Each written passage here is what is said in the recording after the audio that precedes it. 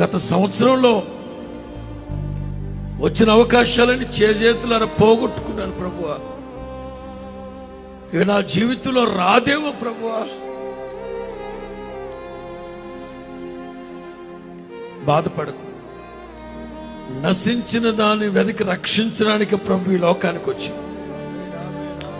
నువ్వు ఏ అవకాశాన్ని అయితే పోగొట్టుకున్నావో, ఏ అవకాశాన్ని అయితే జార విడుచుకున్నావో, నా ప్రభువు తీసుకొచ్చి నీ భుజం మీద పెట్టబోతున్నా. నేను సంతోషింప చేయబోతున్నాడు ఆయన.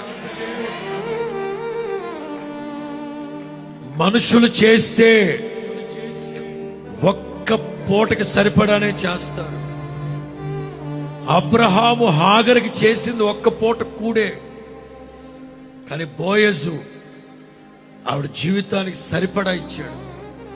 బోయజు కంటే గొప్పోడు నా ప్రభు. బోయజు కంటే గొప్పోడు నా ప్రభు.